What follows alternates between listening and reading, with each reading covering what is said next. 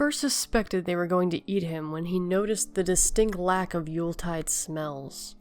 It wasn't perhaps a conscious thought, at least not one which had been fully realized, but there was a clear growing uneasiness with him. Somehow, he just knew. Surely if a family invited you for Christmas dinner, the house would be filled with the wonderful aromas associated with an annual feast. Succulent roast turkey, honey-glazed vegetables, perhaps the fumes of mulled wine, or the brandy-covered Christmas pudding. But no, all of these were absent. Yet the table was set. It was a particularly bleak Christmas, and while snow was often welcome at the festive time of year, the penetrating cold and frost which seemed to sabotage both homes and their residents' bodies was not. The temperature had plummeted on the 7th, and there had been little sign of any forthcoming reprieve. Families attempted as best they could to reach one another, but for many it would be a lonely Christmas day. Travel, especially for the elderly, was almost impossible for fear of slipping on the ice. One fall was all it would take for a broken hip or shoulder, and for the more fragile individuals among them, recovering from such an injury was not an easy task. Certainly not as easy as it would be for those of a younger vintage.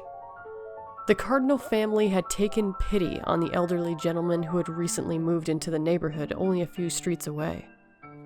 They were of an understanding stock and took part in a local home help initiative, spending time with the old and vulnerable. Everyone knew and loved them. Timmy was the youngest, a boy of only 5 or 6.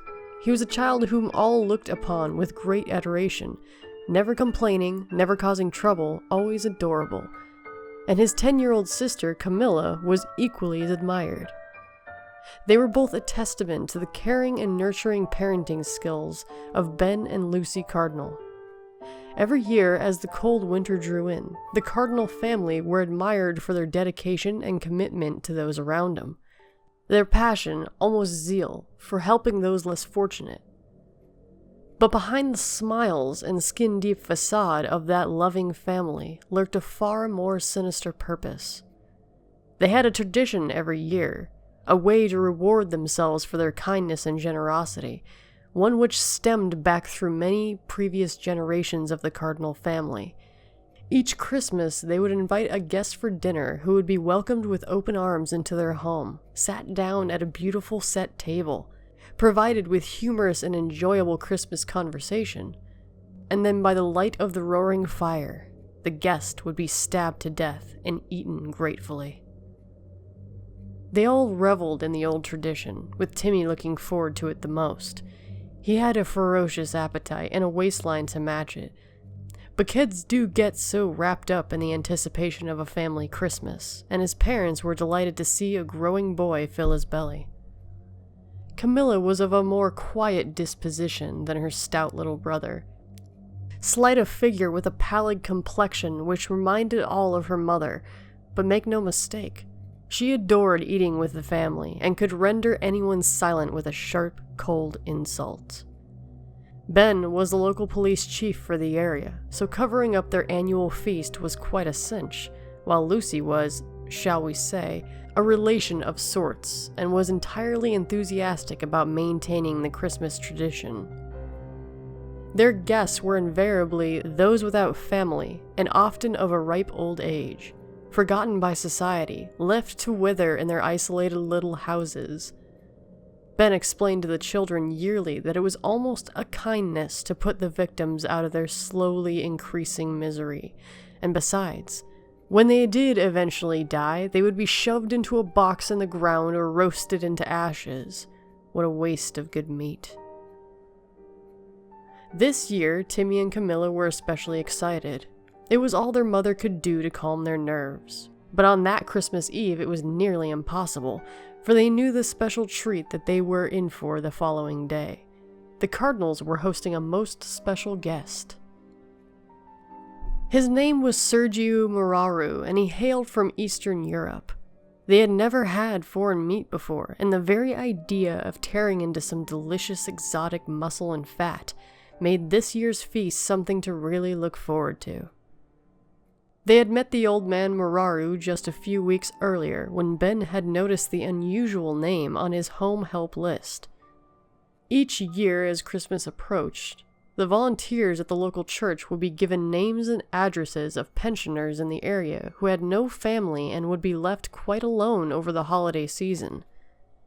At that festive time of year, and worried that many of the frailer residents might succumb to the bitter cold, church committee members would visit each of these lonely individuals and offer a friendly ear, a helping hand, and often some hearty food to the poorest of those on the list. The names would rarely change, but at least one person on the list would sadly pass away that year. Being an understanding member of the community and a high-ranking police officer in the area, Ben would often inform the church that one of their flock had sadly passed away, and with no friends or family known, he would concoct a lie which would usually involve a long-lost son or daughter appearing to take their sadly departed parent somewhere far away to be buried. That, or he would say that they had simply moved. Having a bit of a deal with the local estate agent and solicitor's firm to throw the proceeds of any property sales their way, the family were not without influence. It was incredible how little people questioned this, but as the Cardinals ensured that each Christmas meal was not an active member of the community or church, people just assumed that Ben knew best. This year, the Cardinals had been hoping to invite Lucy Rinridge around for her Christmas swan song, but unfortunately she had died during the summer. Ben had investigated, and he suspected that an intruder had been inside the house with her at the time of her death, but it seemed as though the causes were natural. No, the family would have to have someone different for dinner. Then the name appeared on the list. Sergiu Muraru, 86. Slight emphysema, no family. Knows no one in the area as he's only recently moved here. Perfect. Ben found Mr. Muraru to be an absolute delight. While he was obviously very frail, his mind was still sharp, and regaled Ben with numerous colorful stories about the old country and the adventures that he had been on while in full bloom of his youth.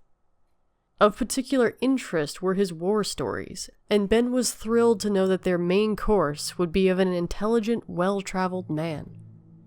He even looked unlike any of the previous victims. He was quite tall, although slightly hunched with age, and with a long, crooked nose and intense stare. Ben fancied that in his youth, Muraru would have been quite intimidating. His kind smile and obvious fragile frame, however, left Ben in no doubt that his kids would absolutely love him.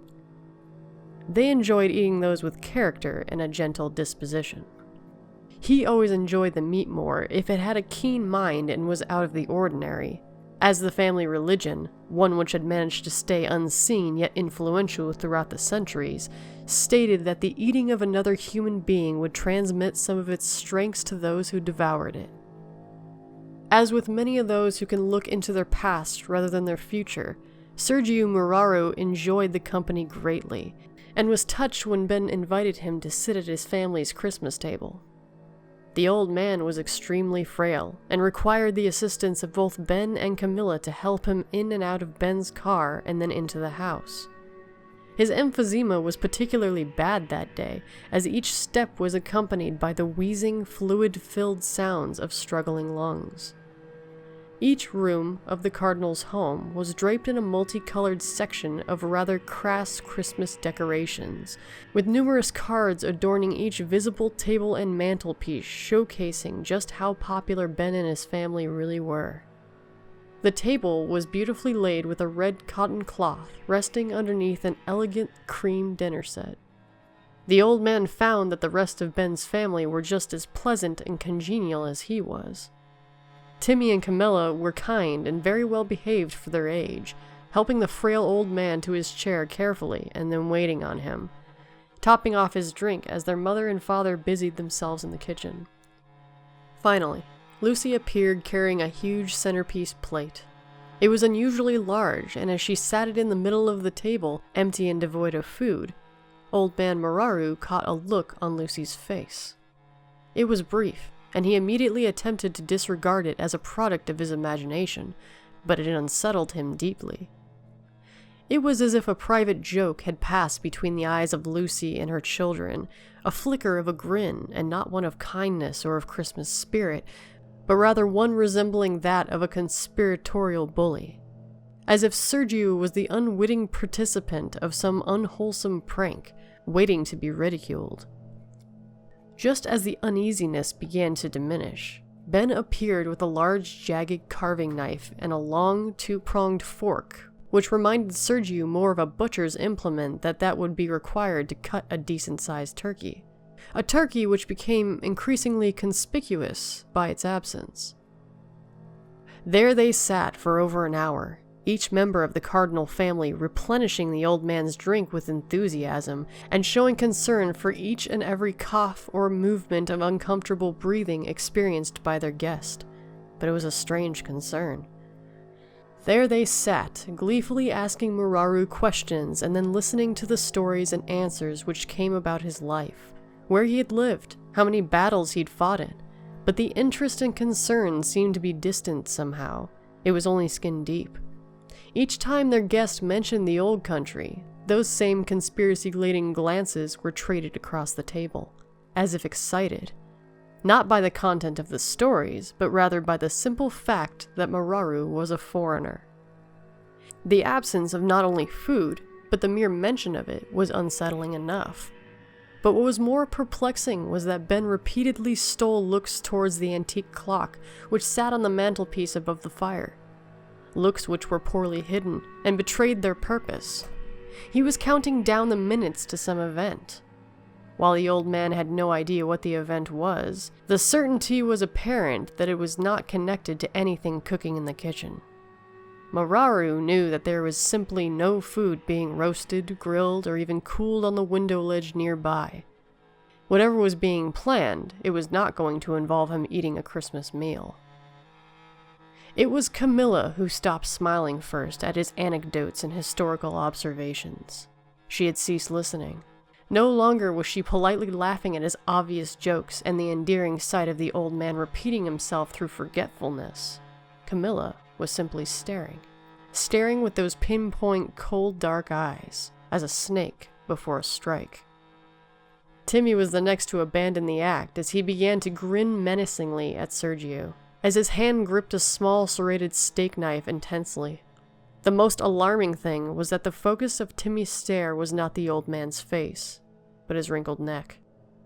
With one last glance at the clock, Ben ceased being the jovial, attentive host and began to run his fingers along the large carving knife in front of him, with a mixture of anger and lust upon his face. Sergio had seen many things in his time, but nothing as surprisingly strange and unnerving as this. Finally, when the clock began to chime, Lucy relinquished her false endearing shell and exposed the cold-hearted and twisted personality which lay beneath.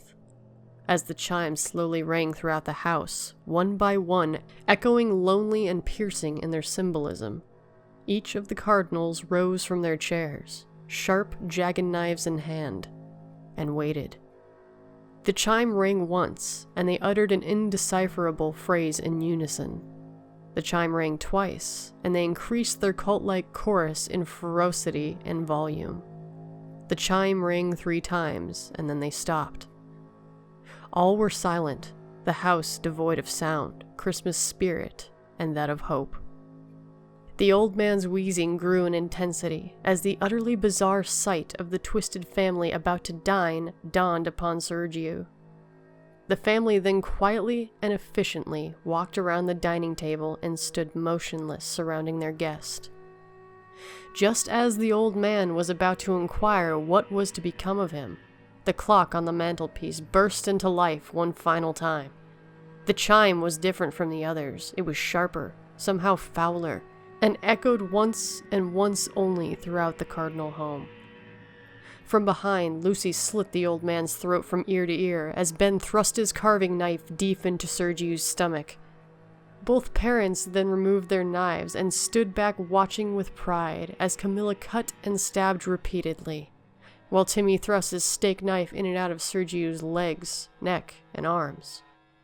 After a few minutes, the frenzy diminished as both children grew tired, and with one last down thrust, Timmy drove his steak knife so deeply into the man's hand that it skewered it completely, embedding itself into the table on which the hand rested.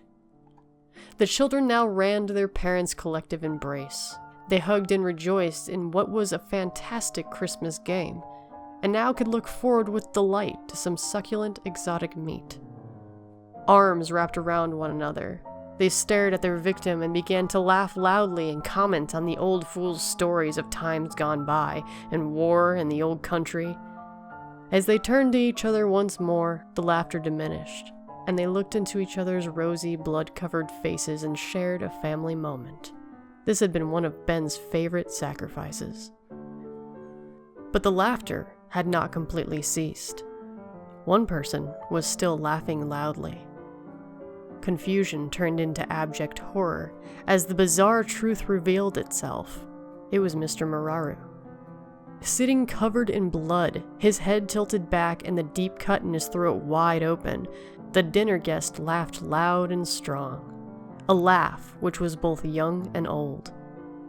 His head arced forward as he pulled Timmy's steak knife out of his hand, dropping it to the floor. Camilla screamed as Lucy hid behind Ben. What they thought had been a corpse now stared at them all, as they had stared at it with a singular purpose. Timmy began to pee himself and cry as two previously retracted fangs cracked through the old man's upper gum, revealing a serrated and terrifying grin.